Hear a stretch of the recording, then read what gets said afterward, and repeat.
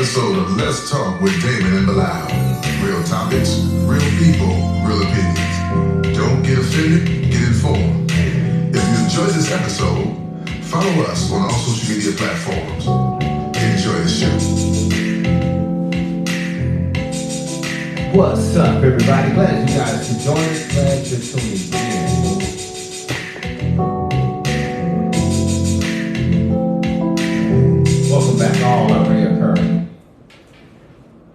Welcome back, all our reoccurring guests. Again, we want to thank you guys for tuning in to Damon and Bilal. Let's talk real perspectives. All right, let's jump right into it.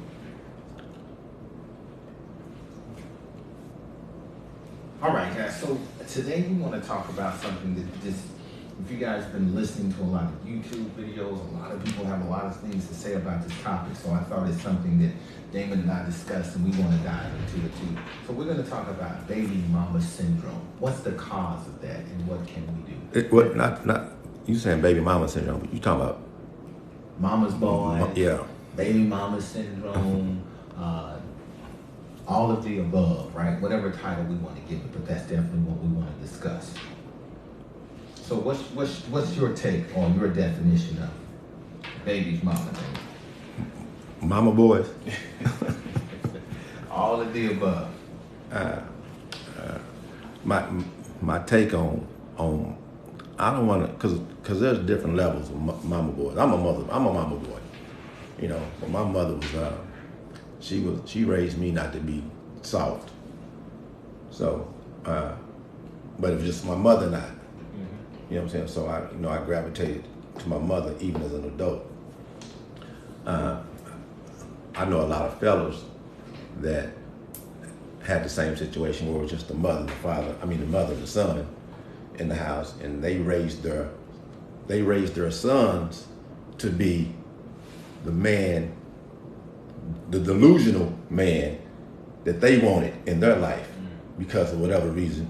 Right. You know, that was the only man in the house, so they wanted their man, the man they wanted. They tried to raise their son to be. Right. And so we got a lot of brothers walking around here. Like I said, I don't know. I don't know if it's a bad thing or a good thing, but I know it's a lot of brothers walking around here, in my opinion, is weak as fuck. Right. Weak. And that's because, they was raised by women. And so I always said a woman cannot, and I know I'm not gonna read my comments. A woman cannot raise a man to be a man. They can raise him to be an adult male, but they can't raise him to be a man. I open the doors for women. I send the occasional rose, and nothing is wrong with that. Nothing's wrong with chivalry, but it's kind of like you can tell the mama boy thing when they do. You're doing too much. You know what I'm saying? I don't think that I'm the person, because that can be, like I said, I'm a mama's boy. And I don't know if it's a good thing or a bad thing, because I think Bilal is a bad thing. I'm a bad boy. So You said Bilal is a bad boy. It was a bad thing. I don't think, not a bad thing, but I'm just joking with you. I think you saw it. So if you guys are new to the platform, that's you'll hear that a lot. I'm referring to as Saul, Prince Charming.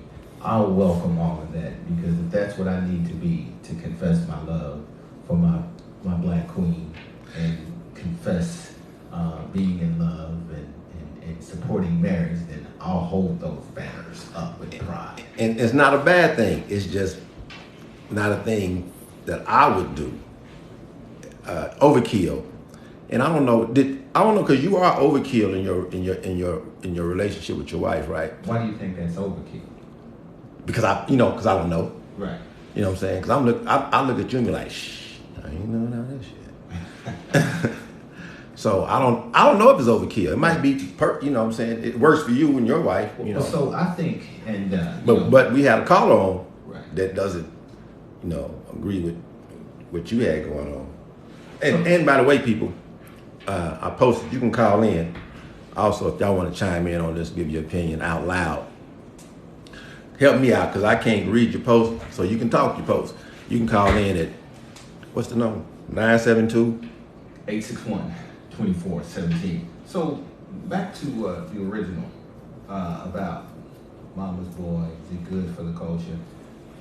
I get what you're saying because I was also raised by a single mother, but in a different way, right?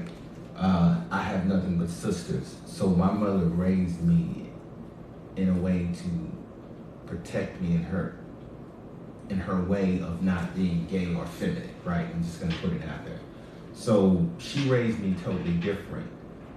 I had a lot of autonomy, even though I was not older. I had an older sister, but I had a lot of autonomy as a male. And so my mother didn't raise me as a mother's boy.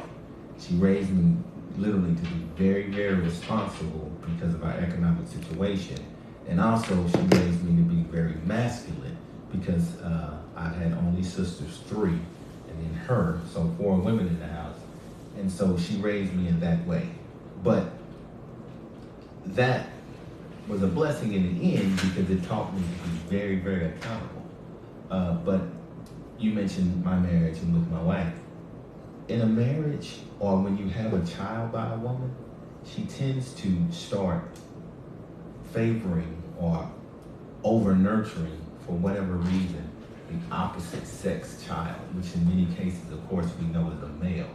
And that's the beginning of that. I gave a young man some advice one time. I said, his wife is pregnant. I said, get her out of mother mode as quick as you can and get her back in wife mode.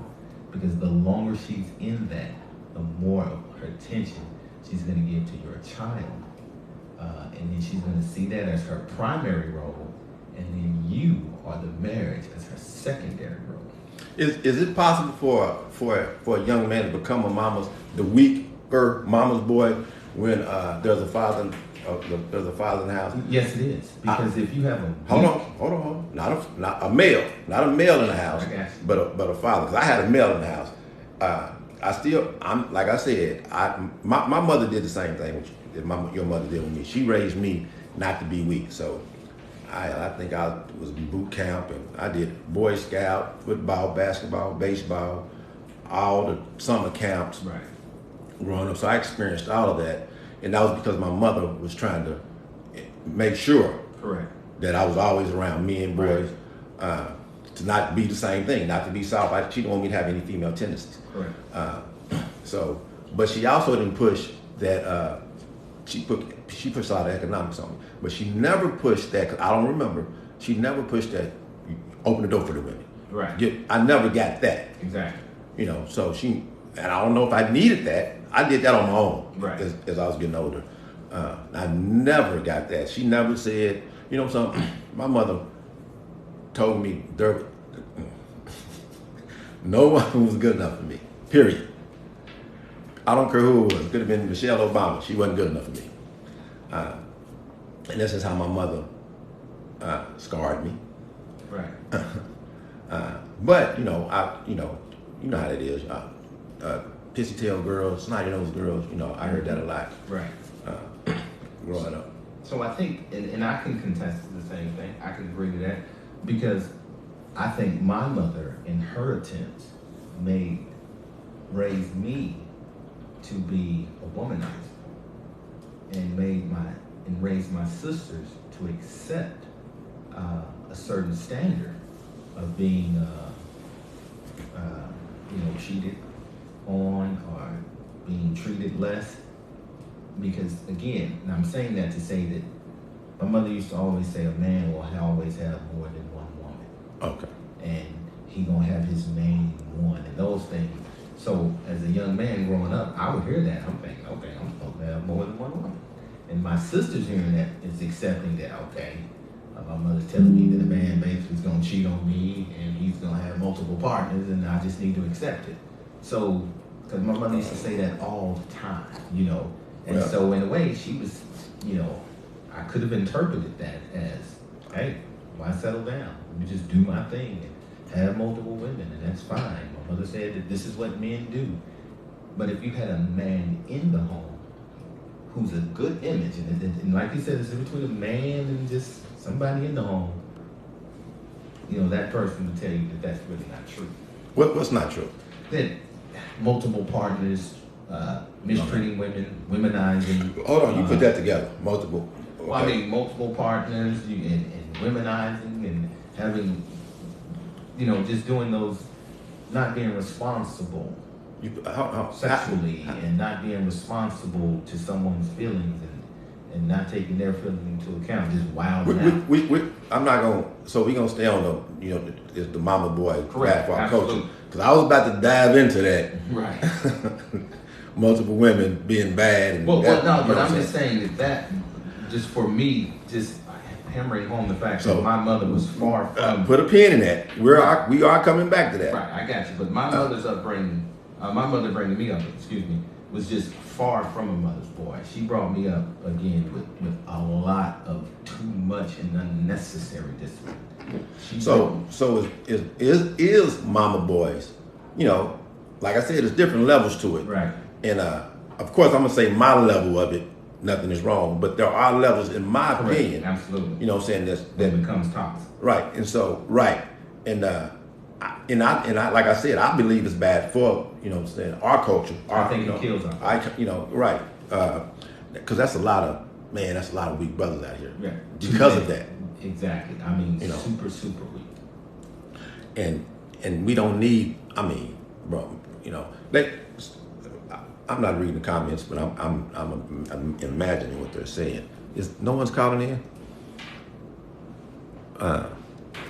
No, so again, just 2 weeks. But the cause of this is when you hear women make phrases like, he's my little man, he's the man of the house. Emotional incest, right? Because you're making a child be in a role that he's not ready for or mature enough to handle. So this whole thing starts with that, with a woman talking and having conversations that she should have with a grown-up, right? A woman making a son, a husband, or even equal, confiding in him about what goes on at the job, who she doesn't like, overbearing, telling him who she doesn't like, who she don't like, who he should date, who he shouldn't date. So all of these things leading up to this, right? And so that's an unhealthy relationship, and without a real man in the home to, interfere with that or guide that in a different way or to step in and stop those things from happening. So this is just another negative of absence real men in the home. You were telling me, I don't know if you seen it on. You were telling me something about a friend of yours. Was it a friend of yours or a friend of the producers who was going to break it off with a young lady because. Correct. Yeah, that was you telling me. Right. So this is a situation, guys. We'll share. I have a really good friend, and he's involved with the lady. We're all of the same generation, so we're all in our 50s. And she has a 16-year-old son, and he's disrespectful, out of control. And, the mother, he's a mother's boy, mother syndrome, son, husband, whatever title we want to give it. And so he told the lady that I don't know if I can continue to be in this relationship with you because of your son. So if you want to continue in this relationship, you may want him to go live with his father. And so my initial reaction was like, wow, man, for real? But then as we, dove into the situation deeper, she was, again, treating him, the son, like he was her husband, or she was her partner. And, just the relationship was just not balanced. It was not the parent-son relationship, but it was best friend stuff. So her partner was having problems with their relationship because it was an unnatural relationship, right? Or it was too close, or where he felt, that shouldn't be a mother. Exactly. I agree. Okay, me personally, I wouldn't date a woman with a 16-year-old son in the house. Correct. I'm not going to do it because I know they're going to do what they're going to do, and I'm a man, and I'm a checker, right? Mm-hmm. And I never had the experience. And I think that led to it, right? Just Yeah. to cut you off, sorry about that. Because of that issue when he was out of pocket, out of line, when he would say, hey, don't let him talk to you, don't let him do that, she would, you not his daddy. Right. He don't mean that bad. She would excuse the behavior. Right. And that's that Baby Boy, that movie. Whatever the big guy name was. Right. Come in and said he got to go, and he went That's off. right. And I believe in that. Yeah, it's one man in the house. Because the son should be raised with his father, right? There's no reason for a young man. It's a good man, a good father, yes. Which, well, I mean, so no man, no young man should raise. I don't care what type of father you have. He needs to be around his father. You know what I'm saying? Because you're gonna take the good and the bad. Who's saying because you're saying that because the mother deems that the father isn't a good father, then you can't go stay with your father. So what I meant by that is that let's say he's alcoholic, abusive, things of that nature. Oh yeah, well of course. So there are some circumstances where we're not talking. You He's want a your son around. we're not talking about that guy. Right. No, okay, yeah, no, we're talking about the responsible person. But the mother might say, "No, you're not a good father. Right. Exactly. I don't want you around him because Right. he got a girlfriend. Right. I don't want my son." That's silly stuff. Right. Yeah. So my mother used that type of language. She had me hating a man I never met before. My hatred of this man, and hatred is a strong word, it didn't come from the things she said. It came from the fact that he abandoned me. I took that personally, like I'm your son, bro. I'm your oldest son. Come to find out he had like 7, 8 other children, so he put in work. But it was the abandonment of me, and her adding on top of that, it really didn't add to how I felt. I felt the way I felt because of his actions. But she was very bombastic about this man. I mean, every chance she got, she destroyed this man. But she didn't have to do that because I had no feelings for him other than the fact that why did he leave me, right? He didn't leave you. Well, that's the way I internalized as a young man. You know what I'm saying? Right. When you're 5, 2, 3, you've never seen your father before in your life, you're like, what happened? Why did he do it like this? I think you got a call. Hey, what's going on? You on with Damon and Bilal? Let's talk. What you got? Hello? Yes, go ahead. Yeah, I was calling. I was listening to the conversation. And my question is, how does your relationship now relate to your upbringing with the influence of your mother? That's a really good question. So my mother didn't raise me to love her. She just wanted me to be really, really strong. To answer the question quickly, I don't have a relationship with my mother. We just don't have a relationship. No, I'm not. My question is your relationship with your wife. How does it relate to the relationship that you had with your mother and the way she raised you? Right. It's been a mama's boy. Okay. Definitely not that. I think I would say that relationship, my wife really had to teach me a lot because I didn't have a nurturing parent. But not having a nurturing parent was a plus because, again, I will give my mother all the credit in the world. She made me very, very accountable. But so my wife had to teach me those things. I like those things, right? And so she had to teach me to love and how to love her and our children, and would push me in that way to show love to them. If I had a huge problem with that, like, hey, here's a handshake, brother, keep it moving. Tell them you love them, this and that. And she wanted me to do the same. Tell her I love her. Tell her I love her daughter. So she really nurtured in me what my mother didn't nurture in me. So in that way, my wife helped me grow emotionally to show emotion.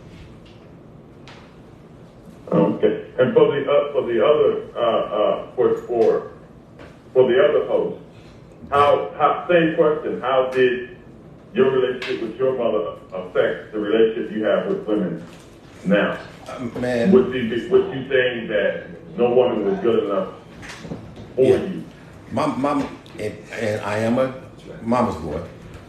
the relationship that, because of that, you know, that might be a reason. That could play on the fact that I'm not gonna that has nothing to do with me why I'm not getting married. I'm not getting married. But that did have a play into who I deemed good enough for me, you know, because I always thought, you know, what would my mother think? And like I said, no one was good enough for me in her eyes. She died, 2017. I had just came home 2014. She liked a female friend of mine very much, but she wasn't good enough for me, you know. And that was about the closest as an adult that she came to really actually liking a female that I was dating.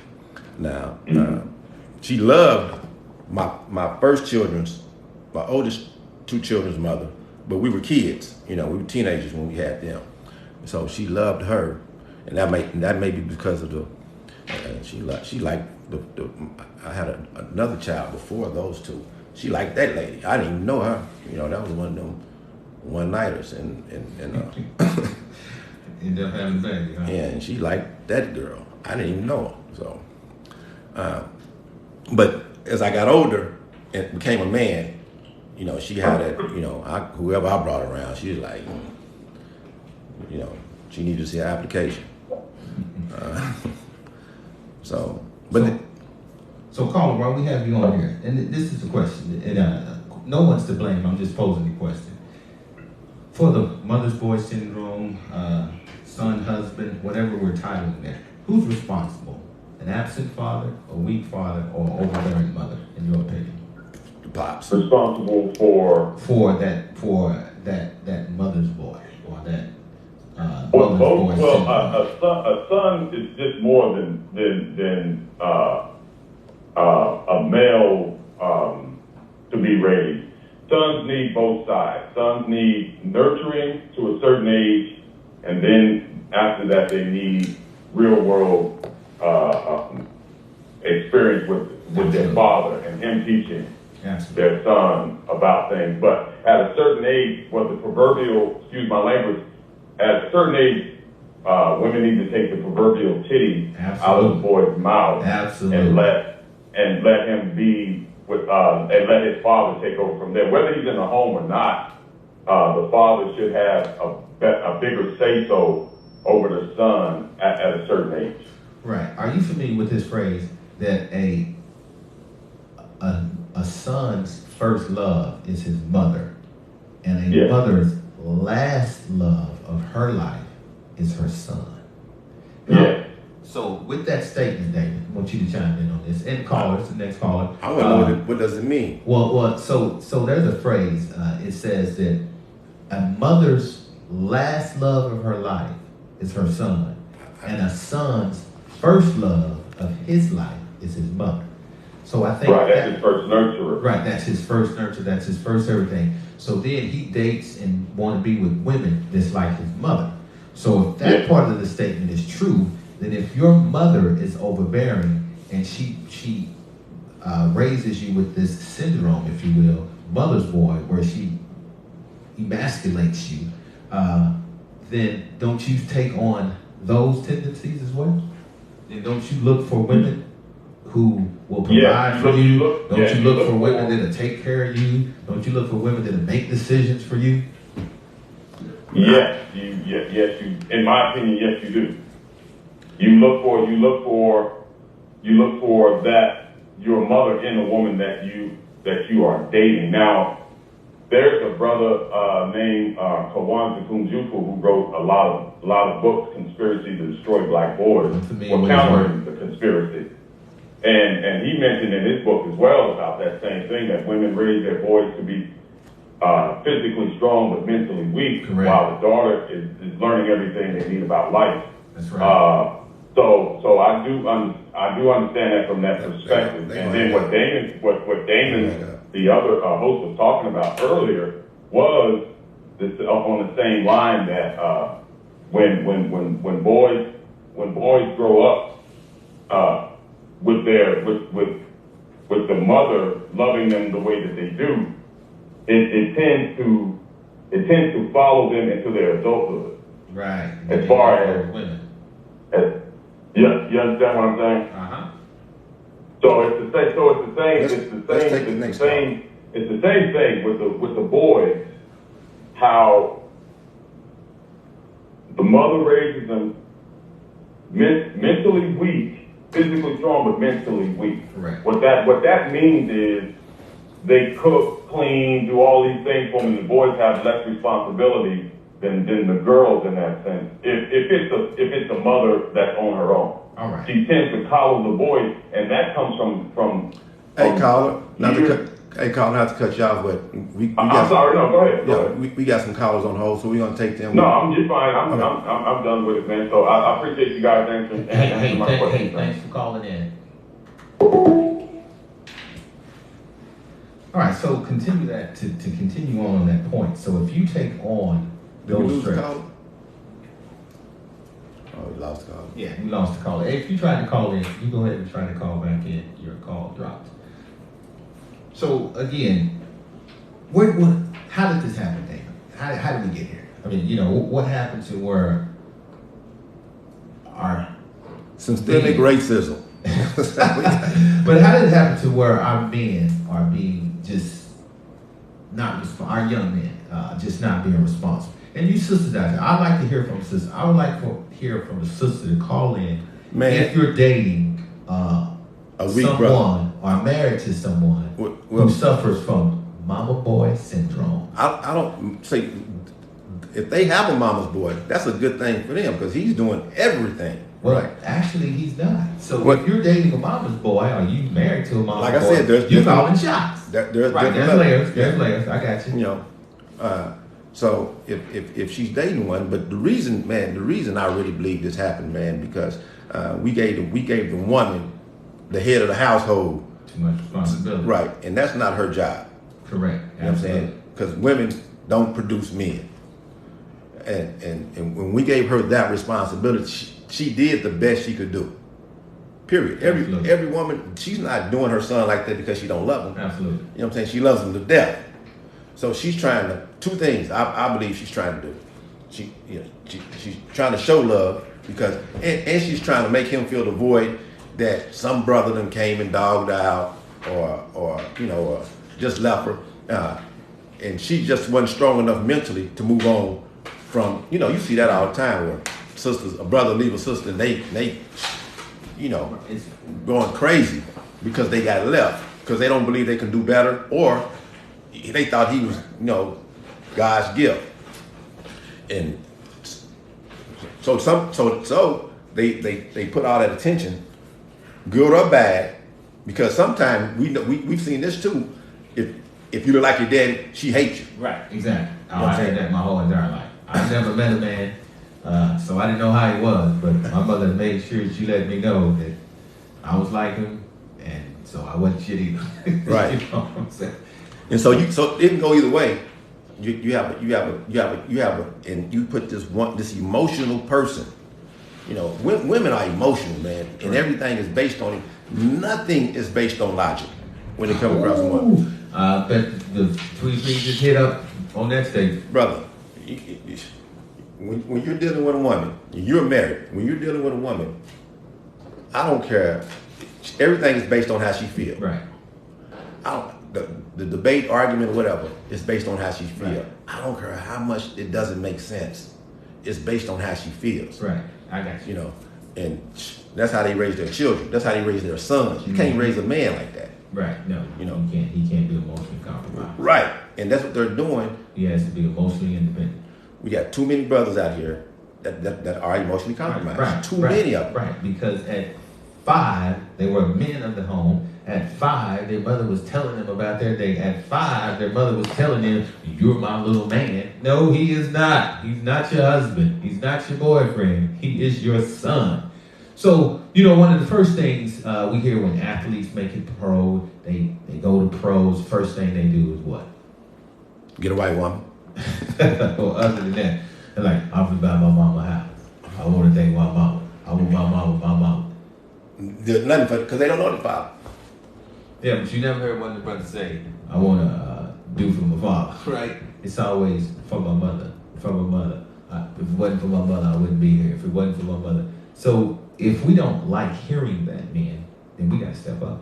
Brother, I you know something? I told my son, my oldest son, D1 athlete and all that, I told him, if you get up on that pedestal, say anything without saying me, right? I'm kidding. I'm fuck you up. So we asked for a female listener to call in. Again, that's 972-861-2417. Call in. Let's hear from you. If you're dating someone you think, and you know if they are, is suffering from mama boy syndrome. And again, how do you know you have a man like this? He's not driven. 972. You keep begging this brother to get a job. You keep begging this brother to do better. He's okay being mediocre. He doesn't have any goals, any drive. Then yeah, you date your mama's boy. Because he's used to things being given to him. He's used to being validated by his mother for not doing nothing. So if you're coaching your man, supporting your man, and he's not improving, guess what you got? Guess what you got at home? The number again is 972-861-2417. We really want people to call in because I'm excited about this call in thing. So maybe nobody want to call in and admit that they with that kind of brother, but they know they are. Well, no, it's not. It's because they've all had, women, they've all come across that brother. You know what I'm saying? That brother, man, they out there, bro. I've come across them brothers, and I'm looking at them. I got a partner who thinks the woman is supposed, like when they go out on dates, that he invited the woman out on. Mm-hmm. They think that they supposed to rotate the meal payments. You invite a woman out on a date, you mad at her because she didn't pay for it this time. That's a whole conversation we were having. I'm looking at this guy, I'm like. So is these older guys our generation, or is it young guys? Man, it's all up. Oh, wow, because I know millennials may do that, but you get a brother in his 50s, we wasn't raised like that, so yeah, that's a sign right there. No. You wasn't raised like I wasn't raised like that. But we're talking about those brothers that were raised like that. Exactly. You know what I'm saying? You have, even though my mother said there was no woman good enough for me, if I would have told her that she paid for my meal, she probably would have slapped all these boys out of my mouth. Exactly. So now, but where you get that from, where this particular young man got that from, his mother is telling him, right? You know what I'm saying? Don't let these girls use you. Don't let, right? You know what I'm saying? They're supposed to be, and so like I said, man, an absent father or male or whatever in the house is or not even necessarily in the house, because I wasn't in the house. You know what I'm saying? So my sons spent 90% of the time with me. Mm-hmm. So I'm not in the house, not in his mother's house, father. But my sons actually live with me, so my situation is a lot different. Right. We were absent of females in my house, and I have 3 boys that I raised, but they spend time with their mothers, and I think they're pretty well balanced. I have one. Working on it, huh? No, I ain't working on it. I'm watching.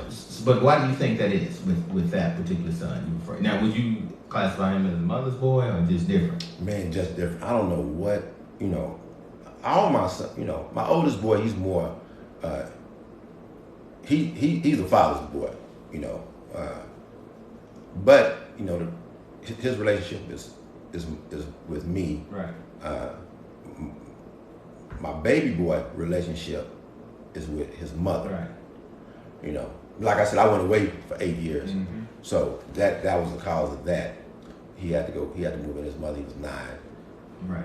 And so. Well, what if you're in a relationship with a woman, and we kind of described this earlier, and she has a son, but it's your son. It's not another man's son. It's your son, and your wife is trying to raise your son in that way. It's not gonna happen. It's something. The mothers of my sons didn't have a say.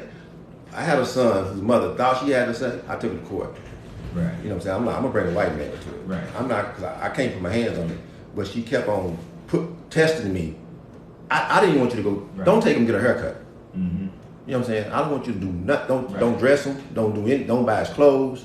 Don't do anything because your image of a man, of a little boy, is different from mine. Right. You know, he can't. I send him to his mother on the weekends. I mean, not the weekends, the summer and all that. Right. Come back with an earring in his ear. Mm-hmm. You know what I'm saying? She come back one time with parts and all this zigzags. Right. You've been knowing me Doing what he wants. since I was 19 years old. You know, I don't play none of that, man. I'm like this. I'm military. Right. Even though I wasn't military long. Right, but I understand what you mean. I want men. Right. I'm raising men. I don't have time for all that pretty boy. Right. Zigzags and earrings. I know for me, when we had our young son, he would come and try to get in the bed. And he would go to my wife's side of the bed. And he'd be, and I'd wake up, man, you better get out of here. Nope, go to your room. Is she why he did? Nope, he cannot sleep with us. And I was adamant about that. It raining, storming, he come running. Nope, get out of here. And I was doing that for two reasons. My wife would never understand. She always called me on it. But I was saying, first, he don't need to be in the bed with us. And second, he's a man. And he's going to be a man. And he has to deal with this. He has to cope. Yeah. He has to be able to cope. I don't know be on them. Yeah, no, man. Get on upstairs, bro. You're not sleeping with us. But now when we had our daughter, shit, man, I'd move out. Wait, move out the way, Leslie. Let this baby get in here. So it was totally different with my daughter, but she could sleep with us anytime. So I had a double standard, and my sons would always call me on that double standard. But I looked at it this way. I was her father. She slept with us. She hung out with us. She be with us. But my boys, nah, man, you guys are going to be leaders of households. Y'all need to be strong. You have to learn and develop coping skills because you're going to have to pass that along, and you're going to have to support somebody mentally, meaning your wife, and emotionally, and you have to be emotionally strong to be able to do that. So I was adamant about making sure my boys was able to stand on that. My baby boy did the same thing. My house was oversized for just the two of us because it's times when my other sons be with their parents and he was with me, and he'll sleep. I had a 2-story, and his room's upstairs, mine was downstairs. And I wake up in the morning and he be in my bed, because he's upstairs by himself, and little kid upstairs by himself, and I understood that, but he snuck in my bed every night. Right. He was a certain age. Every night he snuck in my bed. Her kind of hurt my feelings that he felt he had, because he might be at the bottom of the bed. Right. Like he. When I wasn't home, my son would sneak in the bed with my wife when I wasn't home. Yeah. Nah, you do it in my bed. Yeah. And so.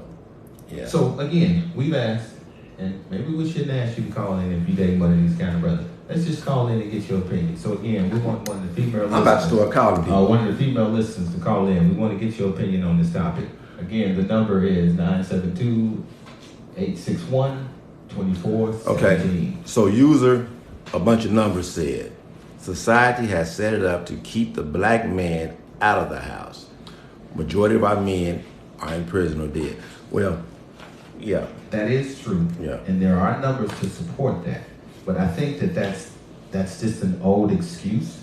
I think that this mama syndrome, this son husband, and all of the above, I think they play a role. But I think we just use that as an excuse. I think a lot of black women, they don't have to carry this burden, but they have standards that are unrealistic. And some black women don't want a man in the house because they don't want to relinquish control themselves. So it's a lot of factors into why brothers ain't in the home. Yes, prison is one, but that's not the only factor. 972-861-2417 is the number to call in on. We want to hear your voice. You make me put these glasses on to read. And you talk about my glasses, so. Right, so I'm going to say it again. So if you're dating a brother, so here's some more signs in case you don't know. If you're dating a brother and he's just extremely passionate about his mother, you date a son husband.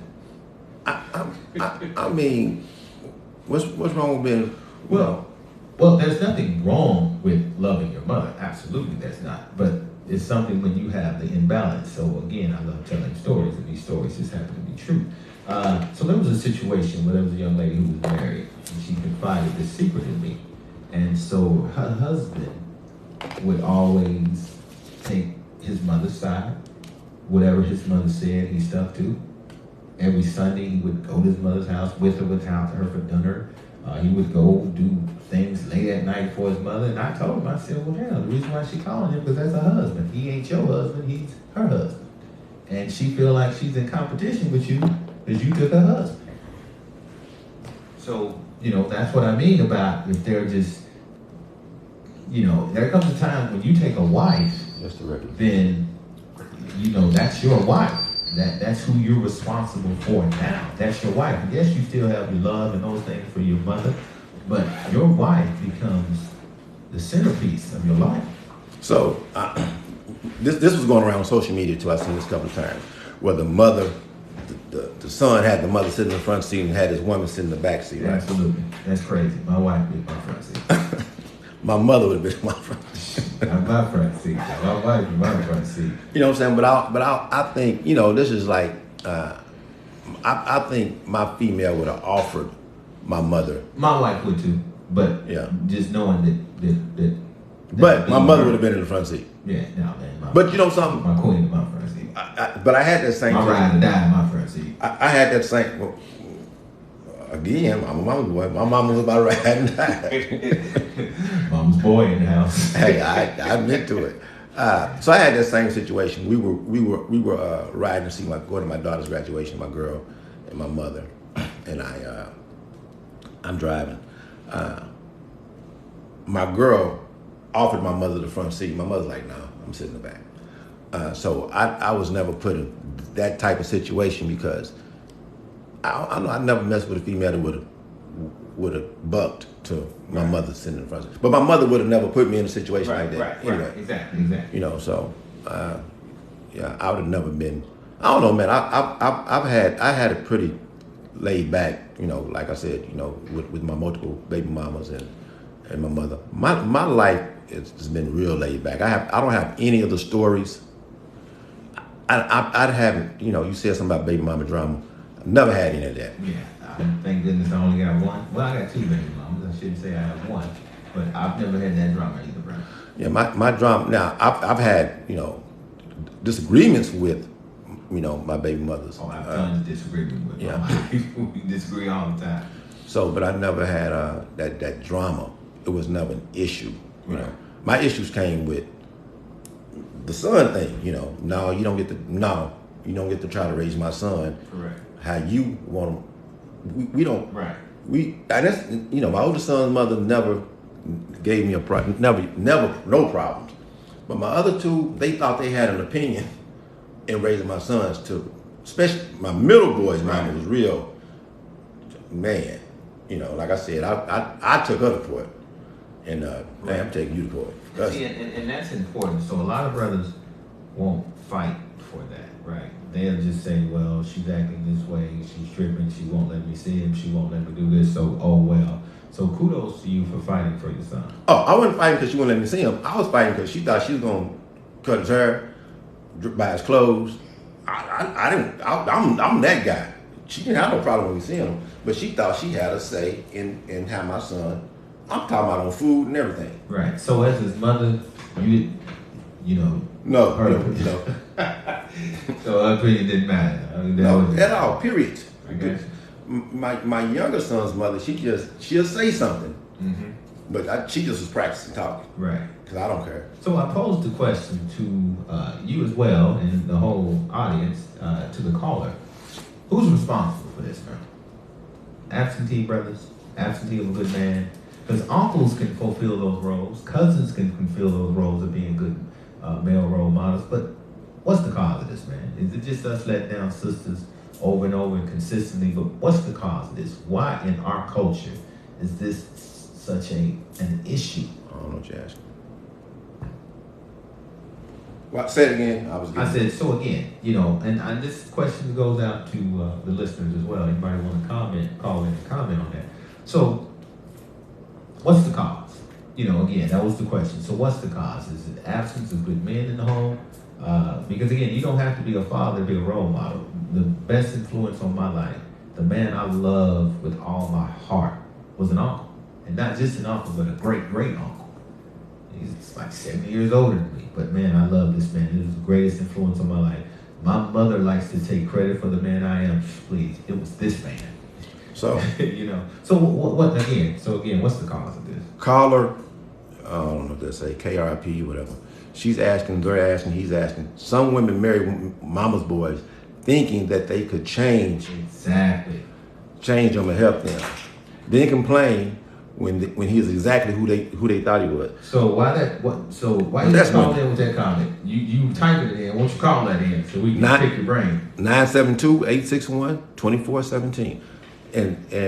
But that's women, period, man. They always want to try to change it. Right. And so why don't we think they trying to change, the son? But those men are passive. So a lot of women want. So why okay. So they can. It's gonna go back to the woman, brothers, right? Why is the boy? Why is he passive? Because the way the woman raised him. Exactly. And so he's looking for a woman to have that same overbearing presence as his mother did. And so some women, like you said, think they can change that brother, not ignoring certain warning signs. Now you in a relationship, I have a child by a man who's worthless. And then some women want that because they want to be in that masculine role. Right. So this is a way to be a head of a household, continue to be that person, and have a man, even though he's a boy. But to have a man to just virtually have sex with, but treat like a son. That's another topic that we need to talk about. Is why these women confused, bro. They want to be masculine. They want to be the head of my household. Well, that's why they pick these type of men. They want to be the top. They want to be the bottom. I've dealt with women that. This is me, right?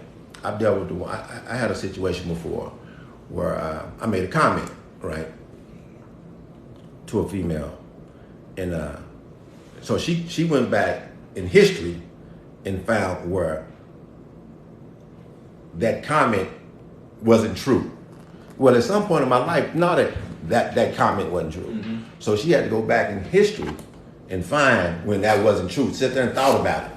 Came back, I remember that time when, but so I had to ask her, I said, so women always feel that they have to challenge a man. They never feel like they have to challenge the I don't know what you want to call the brother that's a mama boy. Right. They never feel like they have to challenge him. But those masculine, the woman's not masculine, but I'm just saying tendency. Yeah, it's masculinity traits, right? Feel that she has to challenge. So, and I was trying to explain that to her. We both can't be the lion. You know what I'm saying? Somebody got to be the lioness in this relationship. Right, exactly. And lions attack each other. Right, that's right. Challenge each other. That's right. You know what I'm saying? So when a woman challenges me on something that simple, man, that's a sign for me. That's right. Who I'm dealing with. Yep. So women, that's why a lot of brothers like. Right, and to quote the great OG Kevin Samuels, put your dick away. Put some of that toxic masculinity away. That I understand, and I think every good man or good brother understands why you had to do it. But it gets old and it gets tired. It's okay to want a man. It's okay to want help. It's okay to. You don't have to always do this, right? And so again, I think women who are attracted to these type of men is for the simple fact, again, that they don't want to give up any power, and so they want a man who they can still run. So do you? And we're talking about it. Obviously, we're talking about a different level of mama boy because I'm a self-proclaimed mama boy. Yeah. So we're not talking about my level of mama boy. We're talking about the weak level. And so, we're talking about those levels where that son can do no wrong. So I always say this. Brothers I'm who I am. You who you are. Everybody who they are because they getting sex by being them, right? Mm-hmm. So these mama boys. I'm gonna go to another level. I'm gonna go to the level where the sorry ones, You know what I'm saying? The ones that don't do nothing. Sit around the house, want everything done from them. Won't do nothing. The real mama boys, that real level up, that real definition. The emotional incest. You know what I'm saying? Where they don't get a job and none of that, right? Absolutely. Mother's still giving him money. If you don't He's driving her car. If you don't have sex with him, he'll change. The reason he's like he is because you still sleeping with him. Stop sleeping with these brothers, and they gonna change up. You know, period. Just like I said about the people that's sagging, walking around with their pants to their knees. If they stop getting sex, they gonna pull their pants up. I promise you that. Because right now women are attracted to it. Are women attracted to them bum? I'm not talking about the dudes walking around with sagging. I'm talking about, are women attracted to a man that don't work, don't want nothing? All he want to do is sit up, wait for you to come home. Are they attracted to that? Or do you thinking that's all it is? You know, that's the best I can do. Right. So. Yes, I'm going to say that some women, because we know nothing is absolute, some women, unfortunately, are attracted to that. They look for those men who have those traits. Not to sound redundant, but I have stated this continuously because I stand on this, and I say it with my chest out. They are looking for these men for the simple reason that these are men that they can control. They can dominate, so they don't have to give up nothing. So the guest we had a couple of weeks ago, who said she want to come home and she want. Correct. Yeah. So that's what she's looking for. Right. But she would defend that. Right. So let's kind of put some more. Where's she at? Call Yeah. it. So last 972. 2 weeks ago we had a guest on it. I just want to frame that for the audience. 972-861-2417. So we had a guest on it, and she said that she just wants to come home and do nothing, and have the man do everything. So yes, in a sense, she's looking for a beta man. She's looking for someone to cater to her. She wants to be in control. And because someone talked, if that wasn't, and there's nothing wrong to catering for your wife. No. You know what I'm saying? But it's a thin line. Right. I come across relationships all the time where a woman told me, you don't give me massages. You don't give me foot rubs. Well, I'm not a masseuse or a foot masseuse. You know what I'm saying? If anything gonna happen, if any that's gonna happen, it's gonna be sexual. That's me. I'm not gonna run in and start rubbing on you and not hunching on you. Right. That's all in one with me. Don't, you know what I'm saying? But there are brothers that's gonna come and do all that. And again, there's nothing wrong with that. But I'm not a masseuse. Right. I am a lover. I'm gonna put this in you. So if you guys are new to the platform, I always like to stick in jabs on the benefits of a wife and a good woman. So here's one of those jabs I'm gonna jab it with. What a move, buddy. Hurry up. He's trying to be.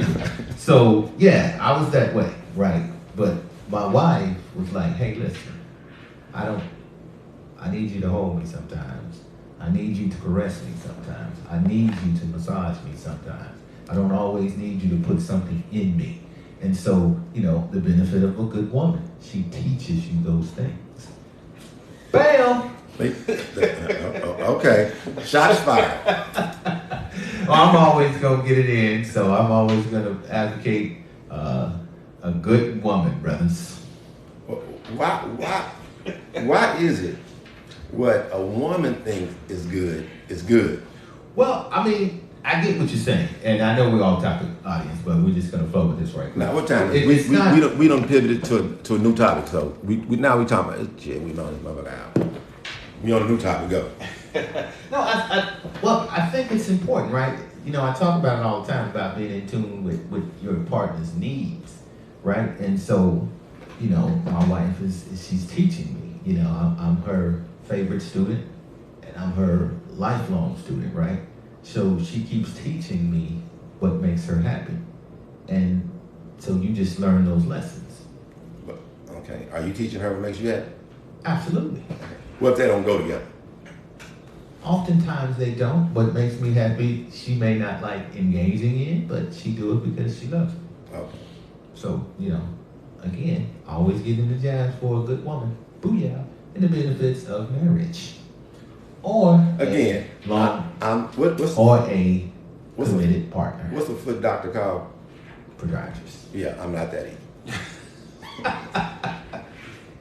Oh, it's all good, man. Yeah. But you know, I think you know, the helpmate, right?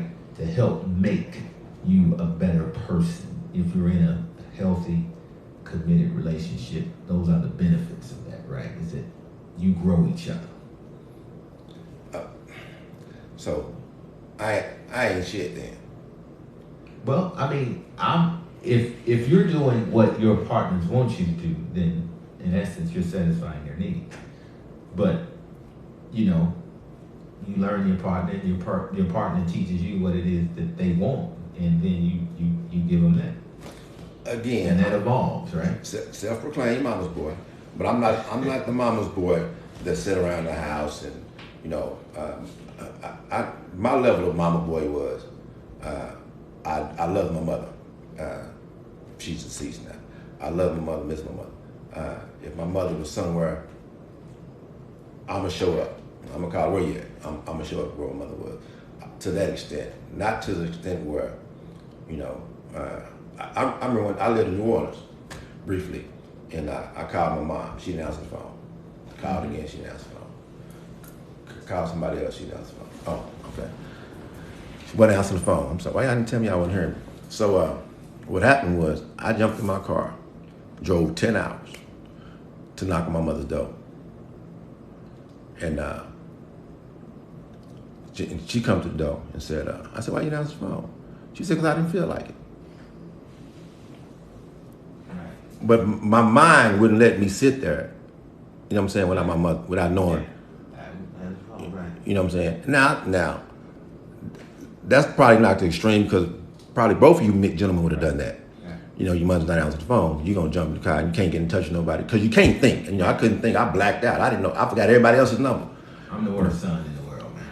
And I'm my mother's only son.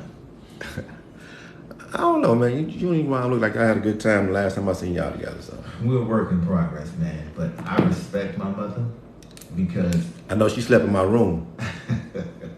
I respect her, man. She definitely, she was one that made you accountable for everything. I mean, my mother told me, she said, don't ever go to jail because I will not get you out. And I know that one was blame.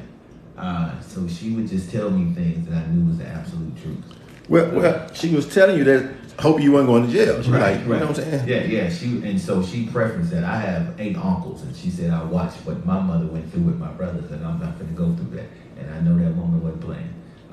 So I know what no one phone call to her.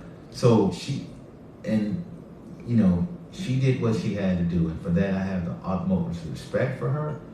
But man, I just don't have a relationship with this one. You know, my mother was super hard on me, right? And I was super hard on my kids, right? So I had a son or two come and tell me when they got older, you know, how they felt about how I raised them. Right. Again, I apologize for you feeling like that. That wasn't my intentions to make you feel like that. But shit, you was my kid. Right. That's right. That's right. You raised your kids like you want your kids to be raised. That's right. My mother raised me, and I applaud her because I see who I turned out to be, right, and can go back and relate it to, right, what she did to make me this person, exactly, right?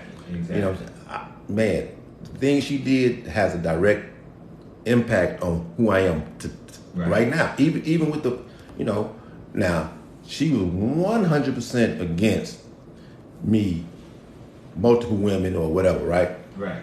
But she also had something to do with it because nobody was good enough for me. I wasn't gonna sit around and just play with myself. Right. You know what I'm saying? I was gonna be with women. I'm trying to find the perfect one, Mama. I think again we had another breakthrough. Okay, so last week you said if I get married, and today we might be finding out why you haven't settled down. You haven't found the woman that is most emulating your mother. And still, marriage makes zero sense to me. So that goes back to the saying about a boy's first love is his mother. Well, of course, because that's the only person. Right. So you haven't found that yet. I don't want my mother. My mother was a firecracker. I didn't understand when my father was with her. I was confused on that. I was like, man, leave her, please, so I can sleep at night. Y'all argue 2 times out there, shit, every other night. But yeah, I know most definitely didn't want that type of relationship. So no, I'm not looking for her. If you raise your voice at me, I'm turning around and walking out the door. Right. So I don't play that. But and that's because of her. And I don't too much come across women. I mean, all women get mad, especially at me. But you and I was having a conversation one time. You said, "That's the advantage of being." I'm not talking about being. I'm talking about this guy. That's the advantage of being married. I mean, single. You don't have to put up with it. Nope. You don't. You can go home. Yeah, you're not responsible for someone's emotional. And I'm emotionally detached. So that's the thing with me. So we're going to get back on me right quick, since y'all always want to find me. I think y'all trying to get me married. No, I'm not trying to get you married, man. But you just I am a downer on marriage. I'm not a downer on marriage. I just don't understand. Relationship. I'm emotionally detached, mentally detached from my emotions, right? To the point to where a woman sit there and cry to me, because that's one of their things they do. They just cry. And I think it's all fake because my mother was too tough. And I look at you crying, that woman, I never seen cry in my life. Until her mother passed away. And I was shocked. I'm sitting there looking like, what the fuck is going on here? And so I see a young lady crying. Mm-hmm. It does nothing to me. Right. But like, call me when you through crying. Right. And that's ruined a lot of relationships. Right. Because woman, you're going to think about like, this nigga don't even cry that I'm crying. And no, I don't. Because I don't understand what you're crying for. Right. Because everything is fixable. It's okay. So I know you got a reason why. Well, no. Just show me where the mute button is. Just show it to me. No, I'm saying that okay. Crying. Got it. It solicits different responses, right? It gets nothing from me. Right. No, I get what you're saying, but it just solicited different responses. That's all I was about to say. Okay. There's multiple reasons why. They may be trying to get you to come to their position or their side or something, so they think if they do that, you'll join them. They may be, but I think if a woman cries all the time, that's a turn off to any brother. Right. So no one likes a crier. So no, I think so. Women, if that's your tool or your go-to, that's the quickest way to turn a brother off. Married or single, brothers don't like all that crying. No, you're right. Well, this brother, I don't know about, what I'm saying. Well, if brothers don't like all the crying, why do women do it? Well, so let's say my wife had a hard day, just a terrible day. She gonna come to her crying. So no, not like that, but sometimes that frustration of how that day was and what she encountered, yeah, she could cry, or tear up. So yeah, man, in that moment, as your partner, man, you don't want to see your queen hurt. So you running in there, hey baby, you all right? And you consoling, because at that moment you want to help her with that. You want to heal her. You want to make her whole again. That's your job, right? That's what you signed up for. So yeah, man, you want to go see what's going on. Go ahead. I'm gonna say D's just being hard on that one, man. There's no way you can have a woman sitting next to you crying that you care about, and you just like, what's your problem? That'll frustrate me, man. It may frustrate you, but you ain't gonna just like. I will leave. Just get up and leave. I will get away. But she's going through something, luxury, right? Well, you ain't gonna ask no questions. Are you all right? Anything I can do for you? Well, because you just gonna bounce. Because women just cry because they done thought about it. It's goofy, man. It ain't hurt. Because I'm gonna ask you, are you all right? Are you hurting? Or okay, see, so that's a breakthrough. That's what I'm saying. I'm gonna do that. I'm gonna take you to the hospital. Something wrong with you. Yeah, that's what I'm saying. But if you already emotional crying because whatever. But you gonna investigate to see what it is. No, I'm gonna stop it. Are you hurt? No, you because I know my wife is not a crier. Right, from pain. Then no, I'm saying because I know my wife is not a crier. Something has to be really going on for her to do that. 98% of the time, there's nothing wrong physically. It's emotionally because they had a bad day or. True that. Yeah. I'm gonna roll with Bilal a little bit on this a little bit because I think you over exaggerating. No, I'm not.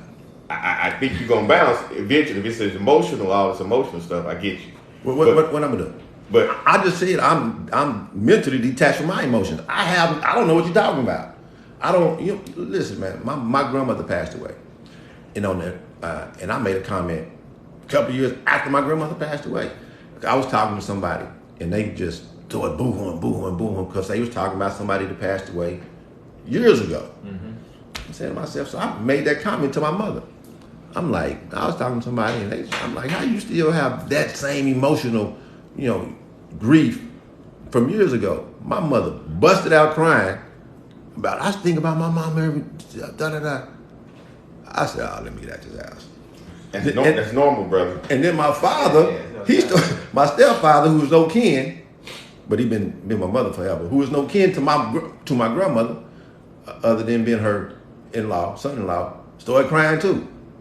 I'm looking at the whole house. I'm like, man, let me get up out of here. These people crazy. It's normal, man. Yeah, for me to leave. No, it's normal for them to be crying because somebody else is crying because they care about it. I love my mother to death. Well, I'm saying, there's cries in the family, and then there's folks who go and handle emotions other ways. They may not cry in front of you, but they might go in the car, yell, scream, go shoot somebody. I don't know what it is, but you're gonna get that emotion out one way or another.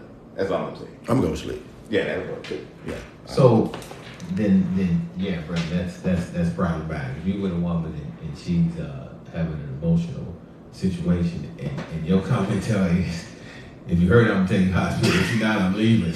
It's got a problem. Yeah, that frustrates me. That crying. Again, I'm about to get his numbers. I see people just join. So hold on, B. We're calling in. We're doing the call in today for the people that just now joining. The number is 972-861-2417. The topic for today is, again, everything. We're all over the place. We started out, mama boys, sorry ass brothers that sit around the house and hope this woman gonna take care of them. And then the different levels of mama boys to the highest level of mother boys, which is me. I love my mother, right? I love being around my mother. I didn't have any relationship like some of these cats. They go with their mother. My mother wasn't making any decisions in my house, but my mother, I did take heed to my mother telling me there was no woman good enough for me unless, whatever. And so that might have led to my womanizing thing, because I'm hunting for the perfect woman for me. Again, that number is 972-861-2417.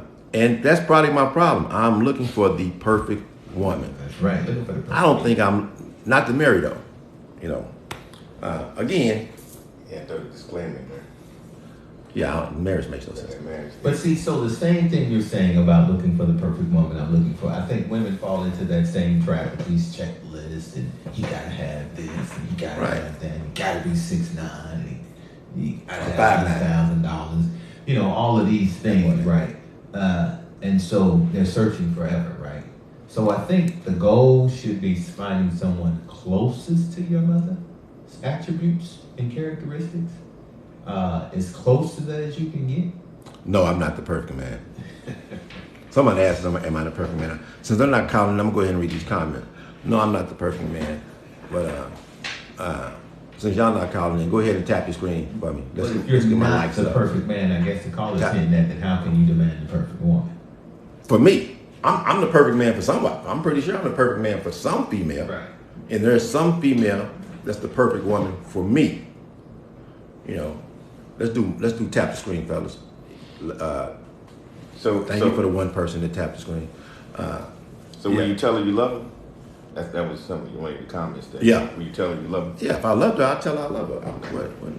I don't see y'all misunderstanding me. Here, let's do a Q&A today. Start asking questions. I'm gonna start answering them. There you go. Yeah, because y'all don't listen to these guys. They trying to find a chink in the armor. No, I'm not trying to find a chink in the armor, but some of your responses are the same as that we hear from a lot of our female followers, and I'm just. Did he just call me? What did he call me? No, I said some of those comments. Oh, okay. And so my whole thing is that I'm 54. the same way I be responding to them, to like, you know, some of these things is unrealistic. And so I'm just trying to relay that same thing to you, like a perfect woman or has to have this. I don't know if you're ever gonna find that. I live in Tulsa, Oklahoma. I'm doing the Q&A and I called it. Again, the number is, you can call me, 972-861-2417. Do not try to save this number because it's only for this show. It's a Google number. It's going to be disconnected as soon as it's over with. So how do they reach you? How do they reach you offline, D? They want to have a DM type of conversation. How do they do that? We're going to keep this totally professional. We're not going to do any meetings after online and none of that. Unless you send pictures. We're going to meet. We'll meet at the grocery store, at the gym. That's and I work. I build homes, so you're going to have to be somewhere in between one of these houses I'm going to. Queen James says she would never call, but you can call in for the show. I'm not worried about you calling me. Oh, shit. Queen James, that's fascinating. Queen James want a relationship. I would ask her, why would she not call? Because she want a relationship. That's what they, you know. But what is she wanting in a relationship? And what is it about you or what you said that makes her not want to call? She might have been saying she don't want to call you. Or you just assuming she didn't want to call me. Queen James, I'm assuming you said, don't worry, you wouldn't call. So I'm assuming you were talking to me. But what Bilal asked, what is it about me that makes you not want to deal with me? I can tell you that. She wants somebody she can control. But tell me, anyway. Somebody keep telling me age is just a number. Someone asked me what was my age and I told them. Yeah, age is just a number. They keep on saying this age is just a number. I think you're on, it says tough, lack. I can't read that. She said, I'm good. Yeah, Queen James is I'm good. I'm good. She don't want to expound on that, huh? The humanization of right. So she don't want of Damon. Right. Cheryl, hello from Alabama. Cheryl, we're here in Oklahoma. Yeah, you're from Oklahoma. We're from Oklahoma. Oh yeah, we're not in Oklahoma. We're in Texas, but we're from Oklahoma. Yeah, in Texas. Thank you. I can't see how you look. We're from Oklahoma. I'm not looking for a relationship, just chatting. Oh, okay. So well, you're in the right place. Yeah, that's what we're doing. So you wouldn't call the show, or you wouldn't call me. I want you to call the show. I'm not soliciting calls for me. I'm soliciting calls for the show, because we're doing a podcast. Let me bring it back up. We're recording a podcast. I'm from Oklahoma too. Okay, yeah. That's a good one there. What did they say? She said, "How do you want the perfect woman if she out? See, because she's not perfect because she's crying for nothing." But would you work on them real quick? Well, I mean, I don't think I've stated this in previous shows. I don't think there's anything wrong with Damon. Zero wrong with the brother. I think he's honest. He's telling them exactly what they're getting. And so my thing is, women, you're hearing this, and you're hearing the truth, and so you can't get involved with men like this and try to change the rules, and then call foul and say you was treated wrong when they were honest with you. Now these weak brothers that deceive you, that's lying to you, then you have issues with those brothers. But he's always honest and upfront. He's telling you exactly what you're getting. You have to be adult enough to accept those terms and deal with them. That's just what that is. That's real talk. You know, so I think that's lacking. A lot of men, well, not real men, they hide these things, right? But if a man is telling you up front what he wants and what he's about, you have the decision. Get engaged in that or not. Look, Lavette is asking, she asked a few questions, right? So she's stuck on the crying and me wanting the perfect woman, and how do you know what it is if you don't ask? So she obviously missed out. Is she a crier? Is that why she's commenting right. on this? She's crying. She's a crier. You know, I've dealt with criers, and two crying is a good guy. So Can't have mine. I think crying is not necessarily a sign of a weak woman or a weak person, but I think I'm dating. If you are a crier, she says she's not a crier. That's a characteristic issue, and that could be problematic. Now, if you're with a spouse or a partner who's okay with that, so be it. Levette, 972-861-2417. Yeah, maybe Levette is trying to say that, you want to know that a man is at least going to care about your feelings or emotions. Maybe that's part of it. You have to be vested in a relationship. I can't just meet you and we together some months and you crying. I mean, if we're not vested in a relationship. I don't care how long I've been knowing you. Let's start all over. I am mentally detached from my emotions. Therefore, crying is not, I don't understand it. Because emotions I don't understand. Because women has too many, it's too many fucking emotions. So you make that statement and you're being totally honest. But there's women who's listening to this and they're still saying, but I can change that, brother. And that's where a lot of you sisters make the mistake. Except for what it is, it's not going to change. I'm sorry. All that's in my bio. You go look at my bio. I'm talking to Tough, Lack. I don't know this damn name. Hey, I on my social media is my bio. You go on my bio and see all my social media. My Damon Owsley on something, and Owsley Damon on Instagram. My name backward. Okay. So where does the growth part come? Everybody talking to me. Where does the growth part come if both are perfect? They're not. Both are not perfect. Right. Perfect in your perception. Right. Perfect for each other is what I was saying. I mean, I don't know what a perfect woman look like, but a perfect woman. My perfect woman is not what Bilal's perfect woman. Bilal's perfect woman is a virgin. My perfect woman. My perfect woman is 100 body shit. Okay, so some of you guys are new to the platform. That was a jab that went over some of you guys' head because I make the comment all the time about if you're going to wife someone, then how many sexual partners she has matters. So just give it that jab. And his number is 0. Just to give that. Hey, as soon as she has sex with him, she's no good. We get another one. Well, to me, that matters, right? I mean, we're talking a wife. We're not talking a girlfriend. We're not talking about side chick. We're talking, I'm making her my queen, and that matters. I'm not going to touch that anymore. Did you see Unspeakable Joy coming? What'd she say? What Unspeakable Joy? Read it to me. She said that would be a hard relationship. For what? What was the answer? What she referring to? And I think in response to, I think the emotional and the crying and all that. I think that's what she was replying to. So. That's a lot of responsibility for emotional support or something. No, I don't want to link. Listen, this is not dating site, people.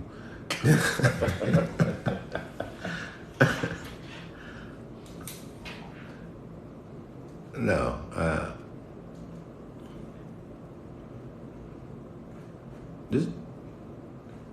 So I think something's wrong with her. What's going on here? So no one's calling on the why do women, because I changed the topic, why do women like these mama boys? Why do y'all give them the opportunity? Why do y'all even give them chances? Why y'all dealing with them? Because a lot of women deal with them, then get upset that they have one. Be confused where they have one. I was dating a young lady, right? And her son, her daughter was dating a mama's boy. Woo! Sorry, dude, right? And every time lights go out or something, she calls her mom or her father, right? And they get the lights turned on, put gas in the car, pay this bill, right? So he's the boyfriend is sitting there not doing nothing. You know what I'm saying? Not doing nothing. And I told her, I said, she said, well, my grandson lives, he got a house, this, that, and other. I said, I'll make everybody suffer. Because she's not going to know that she has nothing until she see, if she can go to you, you're making him look good. Right. Make him go to her. You know what I'm saying? And when she sees she can't get enough from him, she might decide to leave him. But as long as she can come to you and don't have to rely on him, he ain't got to do nothing. and that's what he did for years. And no signs. You know, so I'm pretty sure, because I said something about it. You know, once you say something about stuff, now they're not gonna come to you and say, she asked for money again. So I didn't hear about it anymore, but I'm pretty sure, because he didn't change. So lights were still going off. Right. You know, kids still needed food or whatever. Right. Kids still needed food. So she was probably like me. My daughter asked me one time, because my daughter asked me for some money. First thing I say, "Where's that nigga? Where's your guy?" So she said, "Why you always ask me where he is?" Because that's the one screwing you. I don't go with you. No, I'm gonna help my daughter, but I'm not gonna help my daughter and her nigga and her man. Right. I'm with you. You know what I'm saying? He got, I hate to be like the government and say he has to go, but I understand the government. I'm not gonna help you. I'm not gonna support you if this man is in his house. Yeah. I'm harder than I'm not. I'm gonna help you if he's not there. I got you, and I know that the people gonna say, well, that's how the black. No, we don't count them weak brothers as black men. Right. Them niggas. Right. So we don't even want them. I don't want them around my daughter. Shit. I was in that situation. My daughter was dating. He was weak. He was mama's boy through and through. Everything he had, all his possessions, where he lived, all came from his mother. And so he wasn't working, none of the above, just a deadbeat. And I was really telling my daughter to move on. But I had to support them a few times with rent money. But here's what's the thing. He was such a coward and such a low-life man that he would send my daughter in to get the money. And so I would have gave it to him. So. But I told my daughter, again, he's showing you who he is. He's not, at least be a man enough to come in and say, hey, brother, I'm between jobs. I'll pay you back. He wasn't man enough to even do that. He was okay. And this is one of the traits of these mama's boys. He was okay with her working, with her making sure bills got paid, than he was doing it for himself. Because again, he was accustomed to his mother doing that. And if they lost the apartment, we all know where he was gonna go. He was gonna go back home with his mother. Yeah. So keeping the apartment, doing things that you need to do to keep an apartment, he wasn't concerned with that because he always had a fallback plan. He would always go back home to his mother. Yeah, I don't, man. No. The brother send his woman in to get money. You know what I'm saying? Never. If my woman, female I'm dating, she better not ask nobody for money. You know what I'm saying? No, I wish you would. I paid that rent a few times. Yeah, I would. Nah, shit. Right. No, you taking care of a child is not yours. Well, I didn't want my that's my fault. But I didn't want my grandson at the time. So I thought more about the young people than that. You know something? Now I have 7 daughters, right? And I'm counting them. I have 7. Out of 7, one of them has a learning disability. So I don't count her as far as making good choices because she's not made one yet. But she for real has a learning disability. But the other 6, they all made bad choices. But their bounce back was because, of their upbringing. First of all, daddy ain't playing that. My daughters, my oldest daughter, she wants me to be every boy she dates. I think she want to run them off. That's my thing. Because I'm like, why you want me to meet them? Because I'm scared the shit out of them. I'm doing. What about her? I'm going to interview him. You know what I'm saying? Right. Because she's a woman, so every guy is a potential son-in-law. You know what I'm saying? And I also give them the signs. I'll give them, have a conversation with them. I also give them the signs where, all men don't want to be in a marriage, a monogamous, committed relationship with one person, right? But that don't make them not a good brother. Right. You know what I'm saying? Okay. I think I'm a hell of a brother, right? And I don't want to be married. So I don't think you'll come across any. Well, I ain't gonna say that because some of the women I've come across, I've dated, are retarded. So they gonna have negative stuff to say about me. But it's not many, 1 or 2 will. But the rest of them gonna say I was a good guy, and I was. I did what I was supposed to do. I did my best in the relationship and with my children. How did you find your mama boy at home with mom? Right. Well, now most of these mama boys are in your house. But that's what it. Yeah. So a lot of that comes from that mother having dealt with some trauma in a relationship in her life, and so a lot of that comes from that, right? Raising her son again to be her equal. Hold on, B. Somebody's asking you a question. I'm assuming. I'm a widow with 2 sons, because you know you're the teacher. How can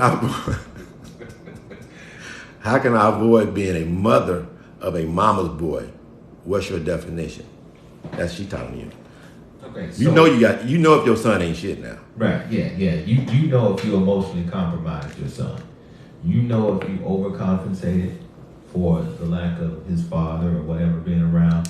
You know if you did not, if you stripped him emotionally. You know if you confided in him. You know if you called him things or treated him in a way that was not mature for his age level. You calling him man and man of the house and my little man and all of those things. So you know if you made those references. If you confide in him about things that's taking place at your job, you lack of privacy, too involved in his life, then yeah, chances are, if you're doing those things, then you are raising or in the process of raising a mother's boy. And are you overcompensating for something? Are you giving your sons too much?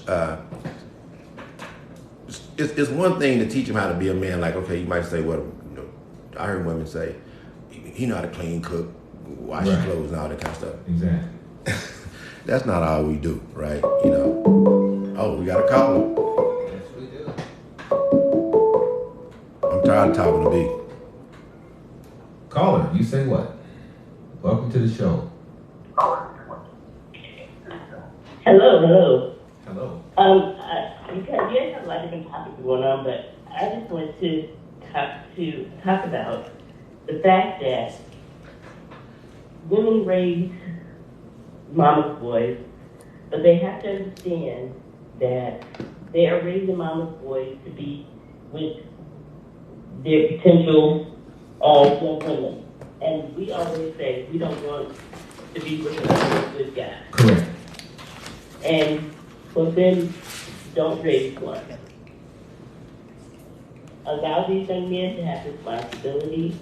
Let them take the trash out. Let them cut the grass. Correct. Let them do household chores. Correct. Let them cook. Let them teach them how to sew their own buttons and hem their own pants, so they don't have to rely on anybody to do it for them. So allow them to be independent. Those are all excellent practices, right? To leading to a healthy independent. So my thing is that has nothing to do being a man. Right. Well, those things don't necessarily have nothing to do with a man, but they are essential to a man being able to support himself, though. I can't sew shit. Right. And none of my clothes are ripped. They go straight to the tailor. Right, but being able to do those Absolutely, things make you more self-sufficient. But you don't rely on somebody to do it for you. I can't even change oil in my car. And neither can I. However. But okay, so let's talk about that. So can't change oil, and that does not make me not being a man. That has nothing. It only makes you not being a man. I'm not a mechanic. You can't, or if you don't have the resources to get that done. So if you're unable and don't have the resources to get it done, then I think that does make you less of a man. Right. So either you be able to do it, or you have the resources to get it done. Right. Or you know where to go to get the resources to do it. I mean, I don't agree with. Mute her. women allowing these young men to rely on, let's see, I heard one guy say, I was watching a show with my daughter the other day, and I heard this one young man say, I'm dealing with the trauma of being the man of the house at 7 years old. Right. And that F'd me up. Yeah, because it's not supposed to. At 7. Right. And he's in his 20s. So I'm thinking, yeah. you know, at 7 years old, and he's still dealing with the trauma of that, you Right. know. You're the man of the house now, not at 5 and 6 and 7. Exactly. So no. That's not what that is. But I don't agree with, I think at a certain age, when if the man is out of the house, gather a village, someone who That's can right. help you. Thank you. I said uncles. There's uncles out there. There's cousins. There's someone that can be a male role model for your child. If you don't have one. Absolutely. You can go. There are a lot of groups out here who are willing to help. Instead of being a superwoman and thinking that you can do everything, ask for help, because there are a lot of people out here who are willing to help you. I just don't just have a village, have somebody in your circle that you can call on and say, you know, like Damon said, he raised his boys. That's where I think that a lot of women make the mistake of saying, you know, well, I have to do everything, I have to be everything, I have to take care, go there. And I agree with that. Yes, you may have to, but at a certain point, that little boy gets to a point where he grows up, and you don't know what to do with him. That's right. You cannot teach him how to be a man. That's what right. you That's can. right. You can teach him how to sew, you can teach him how to cook, you can teach him how to, you know, have emotions, show that human emotions, but you cannot teach him how to be a man, because it's something that we as women don't know what that's like. Thank you. Thank you very much. So many women refuse to make that statement, and the other statement they refuse to make is, I need a man, right? So I can't teach you to be a man, and they refuse to say, I need a man. But those two things are just so factually true. You do need a man, and you can't teach a boy to be a man. And your sons, women who think they don't need a man around their sons, most definitely need a man. Exactly. I see a lot of memes Right. where these women, where they showing these feminine boys, and they saying because this is lack of a man in the house. I don't agree with that, because I know gay guys with a father, you know. So Right. I don't agree with absent of a man produces a gay. I agree, because I think those two separate things, right? So emasculation is not gay. A gay man can be masculine, and most gay men are masculine. Some are feminine acting, but at the end of the day, they're men. Right. So emasculation is a deeper meaning, right? That's where he no longer has confidence. He's no longer driven. He looks to others to make decisions for him. He's incompetent. He's insecure. That's emasculation, right? Not he gay. Right. You know what I'm saying? So, but sometimes in our culture, we do merge the two. So I agree with you, Damon, 100% on that. So one quick And question. the other point that I'm sorry, the other point I'd like to make is that I would love to hear women stop making excuses for these young boys.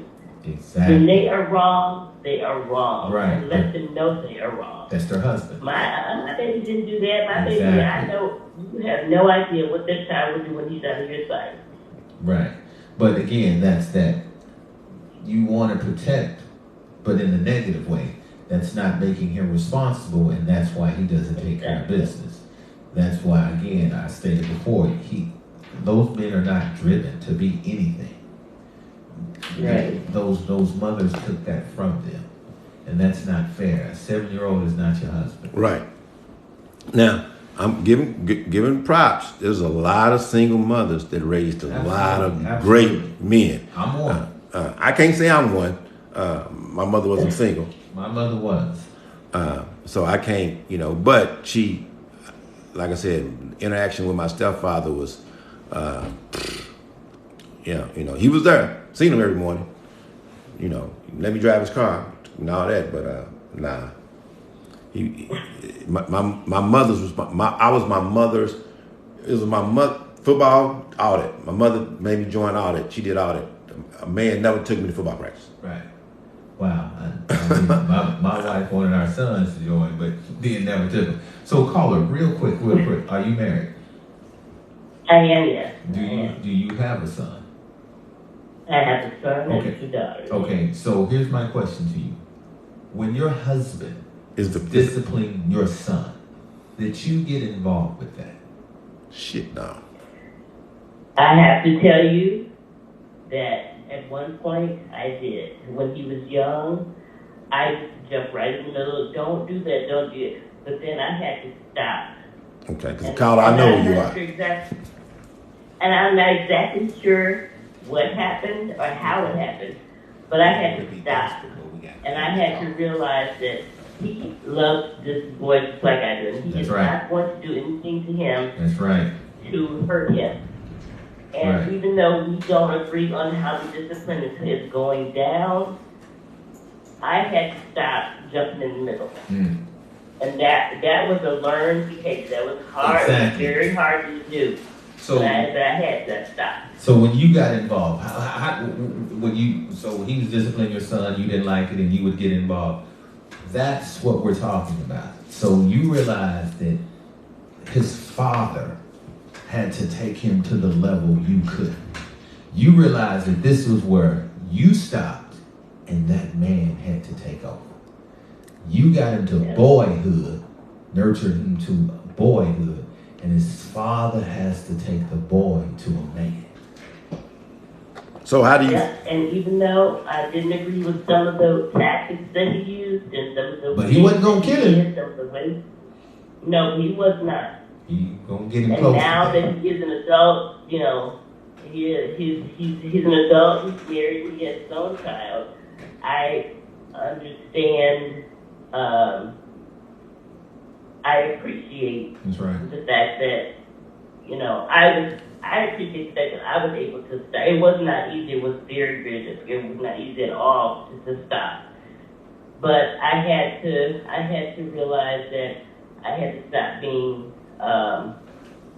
what my husband would call putting on shoulders pads blocking for him. That's right. Good analogy. Quit putting on those shoulder pads blocking for him. Because it's my turn, right? I watch you nurture this boy. I watch you put the Band-Aids on him. I watch you do all that kiss on the forehead. I watch you give him cupcakes. Okay, now it is my turn. I wasn't in the way when you was doing all that. So get out of my way. You know something too? That right there is the problem, right? Because as men, we tend to let the mother at that young age get too much of a bond because we're out the way. I did that, I didn't participate in any of that with my children, my son.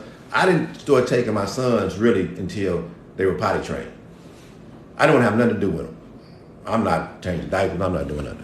I had one son, well, my 2 last ones I had to because one came from his mother at a young age. So I had them from 1 to older. So I had to adapt to that. I even went and I was hiring people to change diapers and,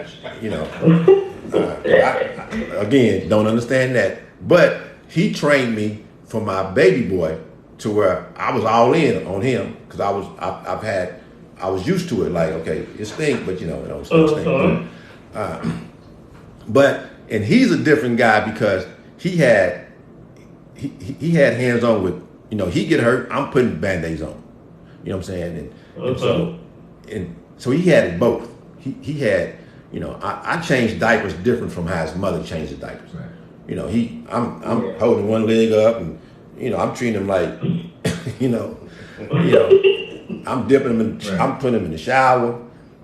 Instead of doing the baby wipe, I'm doing all that. And his mother did a gentler changing diapers. And I think because he had it both, like my oldest boy, he had his mother doing all that, and then when he got old enough, he had all this roughness on him. So he went from pillows and shit to rocks. So, but my baby boy had pillows and rocks the whole time. So his transition didn't get to go through, so he wasn't shocked. So DeMarco had a culture shock, so he was kind of, he don't even like me. With Junior, he's like, shit, hit me upside my head all my life, So, but back to you, I don't know if you're anonymous caller or not. Did she say her name or she not? No, she didn't give a name. Okay. But so again, we definitely want to 100% thank you. But one more question before we let you go. Just one more, because now we have you. So we posed the question, and I really don't think it's a right or wrong. It's just an opinionated question, and that's who's responsible for this? Is it lack of a good man, a good role model, or is it just overbearing women? Who's responsible for this mama's boy syndrome, or this son husband, or whatever we want to title this? Both. In your opinion, who you think is responsible? I think the responsibility bears on both.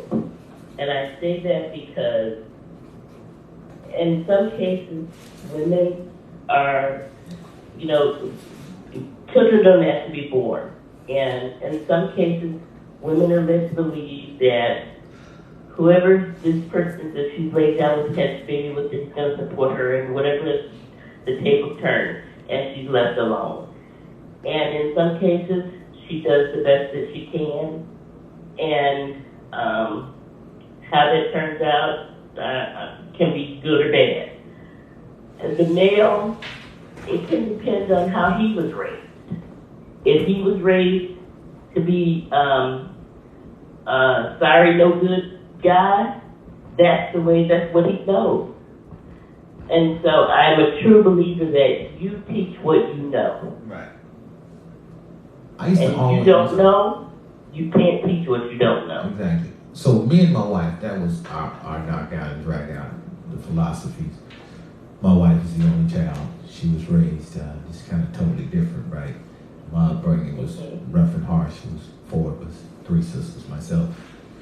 So yeah, it was a different vibe, but that used to be our push. And I used to always tell her, when you and your girlfriends are on the phone talking about sorry men, this is how it happens. So I was cutting the yard one day, and I went in the house and I got my sons. I said, get out here, rake the yard, do this. My wife comes out, they too young for that, they too little. It's hot out here, but it ain't too hot out here for me. You know what I'm saying? Ain't too hot out here for me. No, they'll be all right. Look. And so my son, he eats it up. He goes back in. He got a little sunburn. His hands a little welt from breaking. She see what you did. Now that brother just playing you, girl. Ain't nothing wrong with that boy. You know what I'm saying? So he knew that I'd have kicked mommy gonna ride with me. Daddy not. So he knew right away, hey. But I used to always tell her, this is the men that your girlfriends talk about. This is how it happens. Exactly. And if you don't want our sons to be the topic of conversation in future phone calls about sorry, then let me do what I got to do. And so fast forward that thing. My son is 29 years old. He's had full custody of his son since he was 8 months old. And he was able to do that because he saw a good man and he had a good role model. You know what I'm saying? That's why it was no problem for him to say, hey, give me my son. I'm raising my son. Right. Absolutely. He saw his father raise him. So caller, we want to thank you. And if you're a first time, thank you for joining our platform. We're on once a week. You can find us on all social media. So thank you again for joining us. Thank you very much. You're very welcome. All right. Thank you. 972-861-2417. The 18th caller gets a prize. You better get out. You recorded our 2 shows for the week. All right. Well, as Bilal stated, it's time. What's that song they used to say? So nice to spend this time together. Carol Burnett. You're aging yourself. Shit, I'm 54. I ain't 80. Shit. Yeah, I seen the reruns. But you saw the originals. Reruns. Again, you can if you want to listen to this or see this again, go to the YouTube channel whatever it is. It's in the bio. Also, we on all social media. We have a podcast, Damon and Bilal. This will, after it's edited, it'll be on, I don't know, Spotify, social media, Apple, Google, iHeart, Spotify. Yeah. You name it. And we're on those. You can follow me on, it's the same thing as TikTok, Instagram. I put the same videos on. I be on the lips. I'm the great lip syncing, the Silver Fox lip syncing guy. So to all you people that think that's really me singing, it's not. I don't know how. I don't think nobody thought that. Brother. My daughters did. They thought you got to be kidding me. Right. That brother don't even be on beat. Yeah, they thought he was really he don't even be on time. Boy. I'm dancing. And that's why you women get manipulated. And Tina actually thought that was you singing. That's why you women. And I'm thinking they playing it. They thinking I'm singing. I'm like, now, come on now. I sound like you, all of these people. And that's why 10 years in, you still with that sorry brothers. I think, but hey, I am. Those are my lips that are moving, and I am singing. It's just that you can't hear me, but my neighbors can. I be in there singing, the veins be coming out. I'm really singing. Something. I'm gonna do karaoke one time. We do karaoke all the time. And we also want to mention our third voice in the room. You guys hear the producer every now and then chiming in. He's a producer doing a wonderful job. He's the one that got us started on this journey. So we want to thank that brother too. Again, as Daniel was saying, guys, we want to thank you guys for joining us today. We normally take 2 hours we do 1 hour shows. So Wednesday, every Wednesday. Content. So if you missed the first hour, you can go ahead and jump on Spotify and you'll catch that. And if you've been a part of the second hour, thank you. And if you've been with us all 2 hours, thank you very, very much. Again, if you're new, please hit, click, whatever. And if you're returning, thank you for returning. If you enjoyed this in any way, please tell a friend and join us back here again Wednesday. I want to thank you very much for putting up with us. Again, this is Bilal and Damien. Hello, Damon and Bilal. So thank you guys very much. Okay, now, we still on TikTok. So my TikTok people, do me a favor before we get out there. Thank you. Let's tap, give me some likes so we can have some likes. I don't know. Everybody tell me that. Just tap the screen a few times. Come on now. Y'all can tap the screen. Y'all Tap the screen. Come on like that. Ain't nobody gonna tap the screen. Tap the screen. Tap. Come on, you gotta do it multiple times. Let's get up there. Let's at least let's just rapid fire tapping. Let's at least get me to 1,000. Come on, let's go. Okay, I'm at 800. Come on, I'm at 800. Hey, what's up? I'm at 9. I'm not tapping it, no. I said you know I do that. We're at 1,000, okay. Thanks for the 1,000. What you doing up this late, first of all? Turn the music down. Where you at? I'm still tapping. Am I done? I got one person tapping. Yeah. So the one person tapping, you win the prize today. Thank you. For the taps, thank you. Yeah. All right, we're out. Thanks for joining. Right. See you next time. We appreciate that support, bro. How you turn this off?